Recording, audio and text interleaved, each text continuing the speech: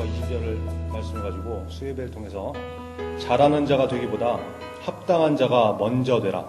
잘하는 자가 되기보다 합당한 자가 먼저 되라라는 제목으로 하나님 말씀 증거하겠습니다. 예전에 제가 새벽 예배 때 증거한 말씀 중에 이런 제목이 있습니다. 반복해서 말씀하시는 이유. 이런 제목으로 나눈 설교가 있거든요. 제목이 왜 그러냐면 우리 새벽 예배 때는 지금 얼마 전까지 우리 복음서를 가지고 있는데 그러다 보니까 이 복음서 내용이 계속 이렇게 반복이 되잖아요. 중복되는 부분이 많이 있는데 설교자가 이제 교역자들이 돌아가면서 하다 보면은 동일한 내용의 본문을 다시 이렇게 받는 경우가 있습니다. 이게 참 흔치 않은 경우지만 그렇게 되는 경우가 종종 있어요. 그럴 때 사실 설교자로서 참 곤란하거든요. 본문이 너무 유명한 말씀이라든지 전에 설교했던 것과 동일한 주제나 비슷한 본문이라고 그러면 설교하기 참 부담스럽습니다. 왜 그러냐면 사람들은 알고 있는 얘기, 또 비슷한 얘기, 어디서 들어봤던 그런 얘기 이런 거 반복해서 듣는 걸 별로 안 좋아하거든요. 그죠? 기본적으로 뭔가 새 소식이 있어야 되고 뭔가 색다른 게 있어야 되고 그래야 좀 들으려고 그러지 뻔한 얘기, 아는 얘기 이런 거 지겨워하잖아요. 그래서 설교자한테는 너무 잘 알려진 본문을 가지고 설교해야 될 때나 전에 설교했던 내용과 동일한 본문을 가지고 설교할 때 이게 부담이 참 됩니다. 그럼에도 불구하고 하나님께서 같은 말씀을 반복해서 주시고 또 성경이 반복해서 말씀한다 그러면 어떻게 해야 될까요? 주시면 주시는 대로 그대로 해야죠. 그렇죠?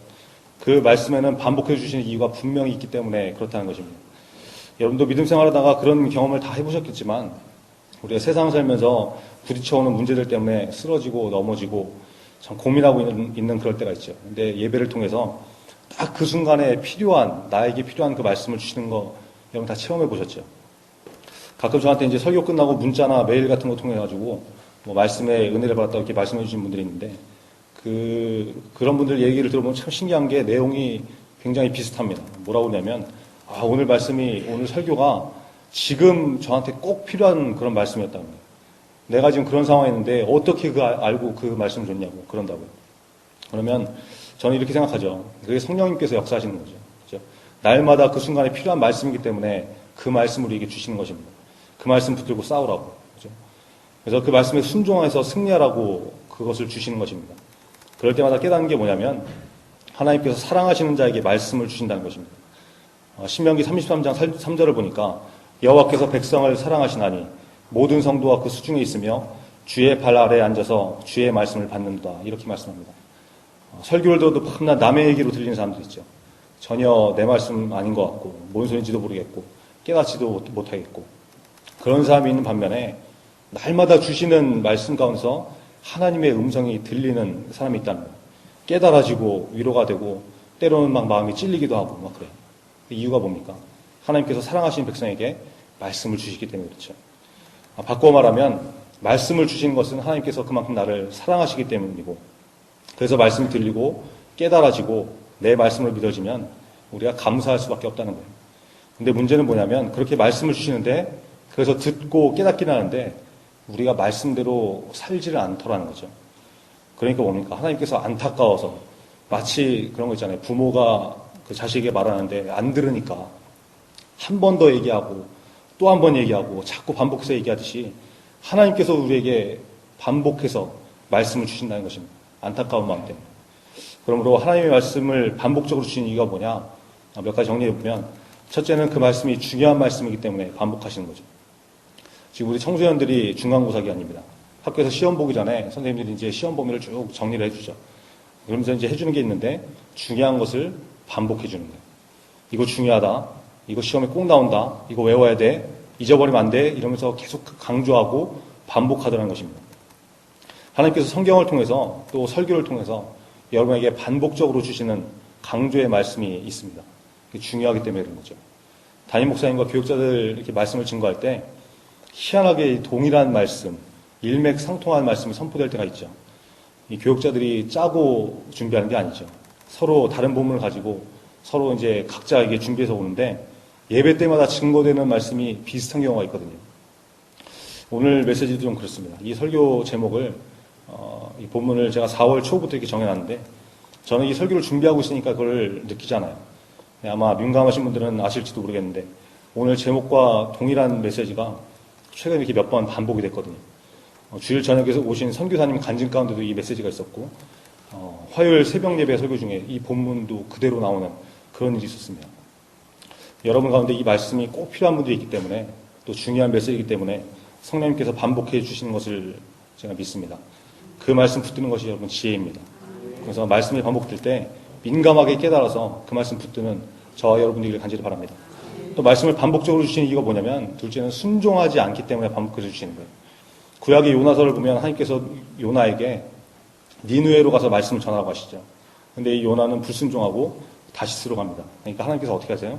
환경을 통해서 그 길을 막으시고 니느웨로 다시 가게 만드시잖아요. 불순종하면 반복해서 말씀을 주시고, 그래도 안 들으면 환경을 움직여서 우리에게 메시지를 주신다는 것입니다. 그러므로 설교를 통해서건 환경을 통해서건 반복해서 나에게 주시는 메시지가 있다.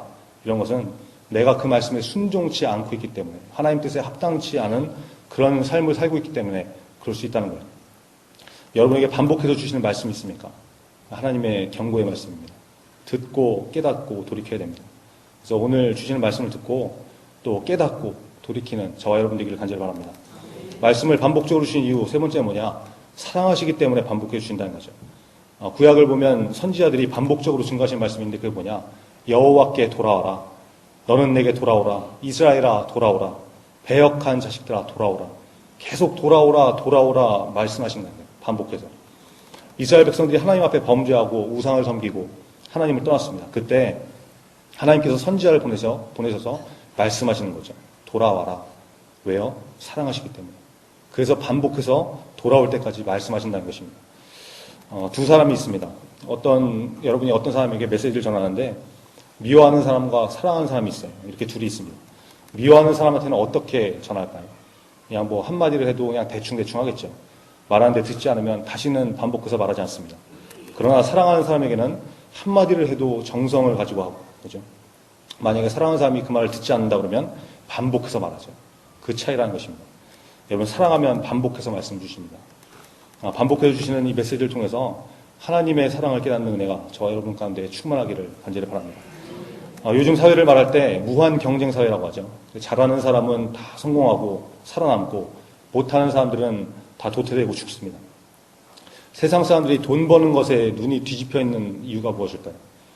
우리 중에는 그런 분들이 없으리라고 믿습니다. 돈 많이 버는 게 세상의 기준으로 볼 때 성공한 것이니까, 그죠?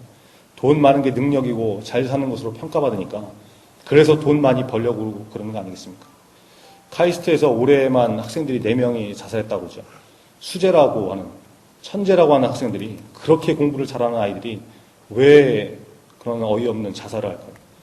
너무 잘하려고 하니까, 그죠? 잘해야 인정받고 남을 밟고 이겨야 하는 경쟁사에 있다 보니까 이 마음이 평안하지가 않은 거예요. 날마다 스트레스 받고 조금만 뒤처져도 막 우울해지고, 그러니까 그거 견디다 못해 자살하는 것입니다. 잘하는 것도 좋고 잘하려는 마음도 참 좋지만 그게 오히려 문제가 될 수 있습니다. 그래서 우리가 항상 잊지 말아야 하는 게 있는데, 그게 뭐냐면 우리는 실력으로 사는 존재가 아니라 하나님의 은혜로 사는 존재라는 거예요. 로마서 5장 8절을 보니까 우리가 아직 죄인 되었을 때 그리스도께서 우리를 위하여 죽으심으로 하나님께서 우리에게 대한 자기의 사랑을 확증하셨느니라. 내가 뭘 잘하고 뛰어나서 탁월해서 하나님의 사람이 되고 하나님의 사랑을 입는 것이 아니라 죄인임에도 불구하고, 그죠? 오직 하나님의 사랑과 은혜로 말미암아서 모든 것을 받는 그런 존재가 됐다는 것입니다. 본문에 나오는 사울은 여러분 잘하려고 해서, 잘해서 남에게 인정받는 것 때문에 망했던 그런 인생입니다. 처음에는 나 같은 사람이 어떻게 왕이 될 수 있냐고 겸손을 떨고 또 자기를 욕하는 사람을 보고도 잠잠하게 있던 그런 온유한 사람이었지만, 그 마음 가운데 남보다 잘해서 인정받으려고 하는 인간적인 마음이 가득했던 사람이었기 때문에 변질되었다는 거예요. 그래서 제사장만이 드릴 수 있는 제사를 이 사무엘이 오기도 전에 막 자기가 드려버리고, 아말렉 족속을 쳐서 하나도 남김없이 진멸하라는 그 하나님의 명령을 불순종하고 자기 마음대로 이렇게 하면 하나님이 더 기뻐하시겠지, 이렇게 하면 하나님이 더 좋아하시겠지 이러면서 아말렉의 왕 허각이 아니라 아각, 허각을 또 아셔야 이게 웃기죠. 이 아각을 살려줬다는 거예요. 당황스럽네요, 제가. 사무엘상 여러분 읽어보시면 이 얘기가 쭉 나오는데, 그래서 그것 때문에 이제 하나님 앞에 책망을 받게 됩니다. 그래서 사무엘이 사울에게 유명한 말씀을 선포를 하죠. 사무엘상 15장 22절 보니까 사무엘이 가로되 여호와께서 번제와 다른 제사를 그 목소리 순종하는 것을 좋아하신 같이 좋아하시겠나이까. 순종이 제사보다 낫고 듣는 것이 수양의 기름보다 나으니. 이 말씀이 거기서 나오는 거잖아요. 이렇게 말씀을 주셨는데도 불구하고 이 사울이 정신을 못 차리죠. 그래서 블레셋과 전투를 하면서 이제 골리앗 때문에 벌벌 떨고 있는데 이제 다윗이 등장을 합니다. 혜성같이 등장해서 골리앗을 이제 죽이죠. 그리고 이제 승리를 하고서 부대에 철수해 갖고 이제 막 돌아옵니다. 근데 돌아온 길에 보니까 수많은 사람들이 나와서 환호를 하죠. 환영을 하죠. 노래를 부르고 막 환영을 하는데 당시에 그 인기 있던 걸그룹들이 나와서 이제 노래를 부르죠. 사울은 천천히요, 다윗은 만만이라. 이 노래를 듣고 이 사울이 확 돌아버려가지고 다윗을 질투하고 이제 죽여버리겠다는 그런 마음이 가득 차게 됩니다. 사울은 여러분 잘하는 사람이 되려고 했습니다. 사람들이 불안해서 떠나가니까 흩어지는 사람을 보고 봐라, 너에겐 왕인 내가 있지 않느냐. 내가 제사 드릴 테니까 나를 통해서 다시 모여라. 아말렉을 진멸할 때도 이 좋은 것, 이 아까운 것 이거 다 죽여서 없애버리지 말고 하나님께 예물로 드리면 더 좋은 거 아니냐. 그러니까 이거 남겨서 하나님께 드리자. 이런 식으로 잘하려고 자기 마음대로 이렇게 노력했다는 것입니다. 이 걸그룹들이 나와 노래 부를 때도 열받은 것도 내가 왕이고 내가 제일 잘하는 사람인데 왜 나보다 키도 작고 이 양이나 치는 양치기한테 돌팔매질이 하는 저놈보다 내가 왜 인정을 못 받느냐. 쟤는 왜 만만이라고 그러고 나는 왜 천천이라고 그러냐. 이렇게 받아들였다는 거예요. 이 사울의 문제가 이것이었습니다.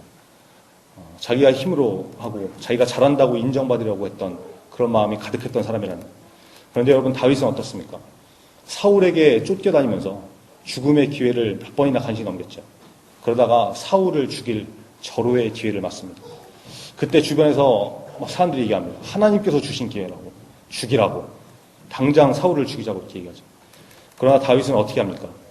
하나님께서 기름 부으신 자를 내가 손을 들어 치는 것을 하나님께서 원치 않으신다. 사람의 소리에 귀를 기울이지 않고 하나님의 주권을 인정했다는 거예요. 다윗이 또 하나님의 전을 건축할 마음이 있어서 성전을 건축을 위해서 재료를 막 준비했습니다. 근데 하나님께서 이렇게 말씀하시죠. 다윗, 너는 군인이라 피를 많이 흘렸으니 내 이름을 위해서 성전을 네가 짓지 못할 것이다. 이렇게 말씀하셨거든요. 다윗은 그때 에이 하나님, 내가 뭐 나를 위해서 전쟁했습니까? 내가 하나님의 영광을 위해서 전쟁했잖아요. 하나님을 위해서 사람들 죽인 거잖아요. 다 하나님 쫓아간 건데 왜 그러세요? 그냥 제가 성전 지을게요. 준비도 다 해놨는데 그냥 하나 지읍시다. 이러지 않았다는 거예요. 그죠? 순종하고 건축 안 하지 않습니까? 이 차이라는 거예요, 이 차이. 여러분, 우리는 어떤 인생을 살고 있습니까? 우리는 사울입니까? 아니면 다윗입니까? 점검해 봐야죠. 교회 안에서도 다르지 않습니다. 세상의 원리, 인간적인 욕심들이 자리를 잡고 있어요. 그래서 내가 뭘 잘해서 인정받으려고 그러고, 무슨 행사하려고 그러면 뭐 큰 역할 하려고 그러고, 뭐 잔치를 한다 그러면 상자에 앉으려고 그러고, 자신을 드러내서 인정받고 칭찬받고 받으려고 잘하는 사람이 되려고 그런 것들을 추구하고 있지 않느냐. 그게 저와 우리의 모습은 아닙니까? 내가 교회를 섬기는 이유가, 봉사하는 이유가 잘해서 사람들에게 인정받고 칭송받고 천천히요 만만이라 이 노래 듣고 싶어서 하는 것은 아닌가 말이죠. 이 점검해 봐야 됩니다. 저는 설교하는 사람입니다. 저도 욕심이 있습니다. 성격이 좀 이상해서 그런지 하여튼 기왕이면 잘한다 소리 들어야 이 직성이 풀린 사람이기 때문에 설교도 나름대로 잘하는 그런 설교자가 되고 싶습니다. 근데 설교를 잘하면 좋겠다고 생각하니까 이게 기쁨이 아니고 스트레스가 되는 거예요. 준비할 때도 힘들고 설교할 때도 힘들고 설교 끝나고 사람들이 은혜 받았다 얘기 안 해주면 막 상처받고 오늘 설교는 도대체 내가 잘한 것인가 못한 것인가 이게 신경 쓰이고 막 그러는 거예요. 그래서 제가 이 설교 준비하면서 저 자신을 이렇게 한번 쭉 돌아봤습니다. 그리고 설교하러 오기 전에 오늘 제가 청소년들에게 이렇게 문자를 보냈거든요. 중보기도를 해달라고. 오늘 저녁 설교다. 중보해줘라. 근데 잘하는 설교가 아니라 하나님 앞에 합당한 설교가 되도록 기도해달라. 이렇게 얘기했거든요. 설교 잘하는 것보다 이게 더 중요한 거 아닐까요? 얼마 전에 사무실에 있는데 누가 그러던데요. 남자 전도사님들 긴장하셔야 되겠다고 그러면서 이게 무슨 소린가 하고 들어봤더니 새로운 여자 전도사님들이 설교를 너무 잘해가지고 정신 바짝 차리고 분발해라 뭐 이런 의미인 것 같았습니다. 거기 저 말고 다른 분들이 계셨나 잘 기억이 안 나는데 마치 저한테 하는 소리 같더라고요. 자존심 팍 상해가지고 제가 그랬죠. 아니 뭐 설교가 시합도 아니고 하나님이 원하시는 말씀만 증거하면 되는 거지. 뭐 누가 잘하고 못하고 그게 무슨 상관이 있냐고. 그리고 또 설교 잘해갖고 이기면 뭐 할 거냐고. 입으로 말한 것도 있고 제가 이제 속으로 이제 얘기한 것도 있지만 그런 적이 있는데 그게 맞는 거잖아요. 그죠? 제 안에도 설교를 잘하고 싶은 욕심이 있습니다. 분명히 있습니다. 근데 그게 사울의 욕심이라고 그러면 문제가 있는 거죠. 그런 마음으로 설교 잘하면 뭐 하겠습니까? 사람들이 야 강전도사 설교 참 잘해, 탁월해, 재밌어 이런 소리 들으면 뭐 할 거냐. 예수님께서 말씀하셨듯이 자기 상을 이미 받았느니라. 이런 사람 되면 안 되는 거죠. 그렇죠? 평화교회에서 설교 잘한다고 인정받으면 물론 좋겠죠. 근데 하나님께서 야 내가 언제 그런 설교하라고 했냐. 그건 네 얘기지, 네 입에서 나오는 얘기지 내 말씀이 아니다. 이러시면 어떻게 하겠습니까? 예레미야 23장 16절에 보니까 만군의 여호와께서 이같이 말씀하시되 너희에게 예언하는 선지자들의 말을 듣지 말라. 그들은 너희에게 헛된 것을 가르치나니 그들의 말한 묵시는 자기 마음으로 말미암은 것이요 여호와의 입에서 나온 것이 아니니라. 설교자에게 굉장히 무서운 말씀이죠. 하나님 마음에 합당치 않은 설교가 있을 수 있다는 것입니다. 설교는 자기 얘기하는 것이 아닙니다. 자기 생각, 자기 철학 이런 거 말하는 게 아니죠. 아무리 사람들 듣기 좋은, 귀에 듣기 좋은 그런 아름다운 설교를 한다고 해도 하나님 보시기에 합당치 않은 설교라고 그러면 그것은 아무것도 아닙니다. 헛된 설교라는 거예요. 그래서 크게 쓰임받고 작게 쓰임받고 이거는 나중 문제고 먼저 설교하는 설교자는 하나님의 말씀을 대원하는 통로가 되어야 됩니다. 그리고 하나님의 말씀을 담는 그릇이 되어야 되죠. 하나님 뜻에 합한 사람, 하나님 마음에 드는 사람 이런 존재가 먼저 되어야 된다는 것입니다. 하나님의 말씀으로 항상 자신을 돌아보면서 나는 과연 어떤 설교자인가 점검해 보고 있습니다. 저에게만 적용되는 말씀입니까? 여러분도 마찬가지죠. 내가 과연 하나님의 마음에 합한 성도인가? 나 자신의 영광을 위해서 잘하는 사람이 되려고 발버둥 치는 것은 아닌가? 여러분 항상 점검해 보셔야 됩니다. 분위기가 너무 무겁습니다. 네. 이제 아무도 저한테 뭐 설교 은혜 받았다고 말도 안 해주시고 설교 죽 쓸 때만 정신 바로 차려라 이럴까봐 이제 걱정이 되는데 격려는 하셔야죠. 격려는. 예. 히브리서 10장 24절을 보니까 서로 돌아보아 사랑과 선행을 격려하라고 하시잖아요. 그죠? 설교 준비하는 것도 선행이니까. 그죠? 격려하셔야죠. 우리는 다 격려가 필요한 사람들입니다. 격려 얘기가 나왔으니까. 여러분들 위해 힘써 기도하시고 애써서 말씀 증거하시는 담임 목사님, 또 교육자들, 교회를 위해 일하는 스태프들 다 마찬가지죠. 고맙고 감사한 일 있으면 표현할 줄 알아야죠. 수고하시는 일에 대해서 격려할 줄 알아야 됩니다. 월남전 당시에 미국의 바코프라는 그 전설적인 미국 코미디언이 있었습니다. 그때는 이 코미디언이 굉장히 인기가 있는 그런 연예인이었던가 봅니다. 이 사람이 얼마나 인기가 있었냐면 예를 들면 뭐 지금 우리나라에 뭐 현빈 같은 애 있죠. 애라고 하면 안 되죠. 현빈 같은 분. 헌병대 가신 분 있잖아요. 해병대. 헌병대 아니고 해병대 가신 분. 하여튼 그 정도의 인기 있는 그런 코미디언이었습니다. 월남전이 끝난 다음에 이제 부상병들 위한 위문 공연이 있었는데 바보프가 이제 거기 초청을 받은 거예요. 근데 이 사람이 워낙 유명하고 바쁘다 보니까 너무 바빠서 갈 수가 없는 그런 스케줄이 있습니다. 그래서 이제 못 가겠다고 이제 그렇게 얘기했는데도 하도 그 군부대에서 연락하고 한 번만 와달라고 사정사정 하니까 그러면 내가 딱 5분만 가서 얼굴만 한번 비치고 오겠다. 이렇게 하고 이제 출연을 약속했어요. 그러니까 이제 5분이니까 뭐 유머 한두 마디 이렇게 하면 이제 끝나는 시간이 되겠죠. 근데 이제 올라가서 한두 마디 하고 이제 내려와야 되는데 이 바포프가 안 내려오는 거예요. 10분이 지났는데도 계속 얘기하고 막 얘기하면 이제 사람들 막 다 웃겨서 뒤집어지고 15분, 20분 막 이렇게 시간이 가는데 40분 넘는데 이 사람이 내려오질 않는 거예요. 그러다 나중에는 바포프가 이제 웃기러 올라간 사람이 자기 눈에 눈물이 막 글썽글썽해가지고 울면서 웃기다가 이제 내려오는 그런 일이 벌어졌습니다. 그래서 이제 초청했던 사람이 이게 무슨 일인가 해가지고 아니 5분 하신다고 했는데 왜 꽤 오래 하셨네요.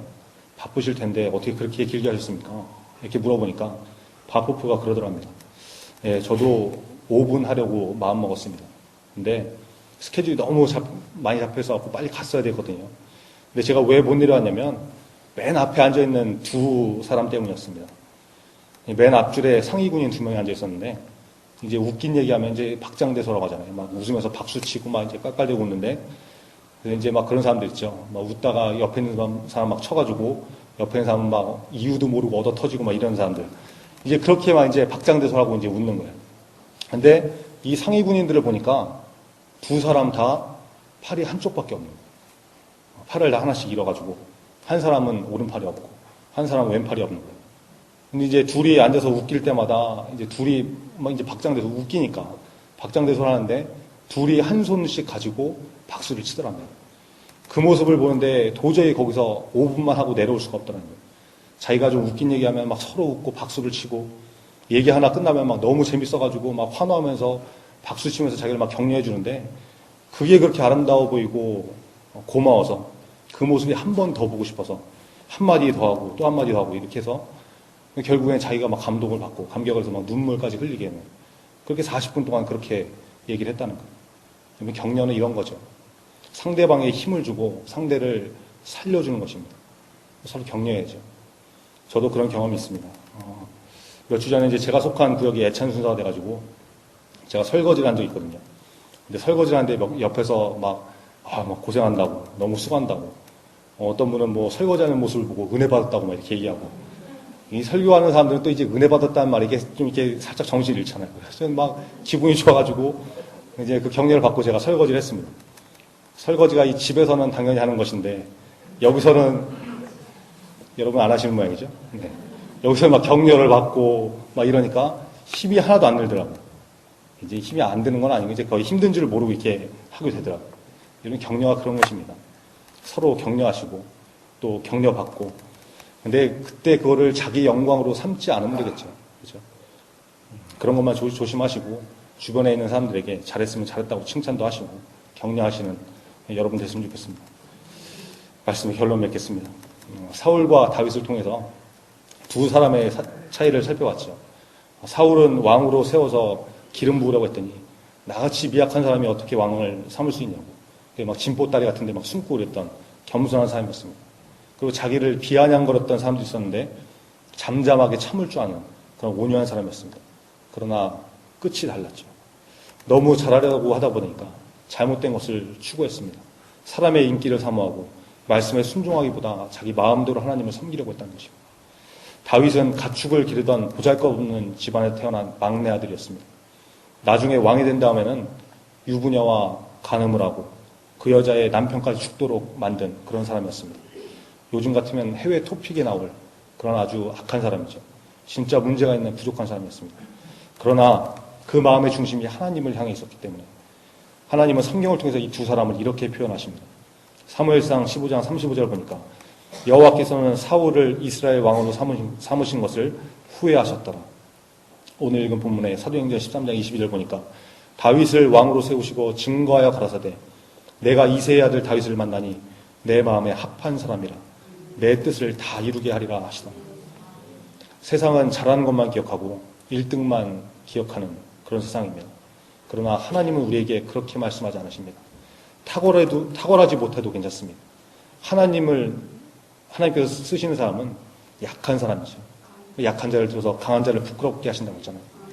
잘하는 것도 중요하지만 그것보다 먼저 되어야 되는 것은 과연 하나님 마음에 합한 자인가? 하나님이 쓰시기에 합당한 자인가? 이게 더 중요합니다.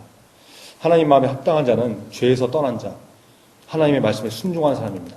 디모데후서 2장 21절 보니까 그러므로 누구든지 이런 것에서 자기를 깨끗하게 하면 귀히 쓰는 그릇이 되어 거룩하고 주인의 쓰심에 합당하며 모든 선한 일에 예비함이 되리라. 우리가 잘 아는 말씀이죠. 이 말씀을 쉬운 성경은 이렇게 말씀합니다. 만약 누구든지 악을 멀리하고 자신을 깨끗하게 하면 주인이신 주님이 쓰기에 귀하고 거룩한 그릇이 될 것입니다. 그런 사람은 언제나 좋은 일에 쓰일 수 있는 준비된 사람입니다. 여러분, 죄를 멀리하고 하나님의 말씀과 기도로 거룩하게 하는, 깨끗하게 하는, 그래서 쓰임받기에 합당한 저와 여러분 되기를 간절히 바랍니다.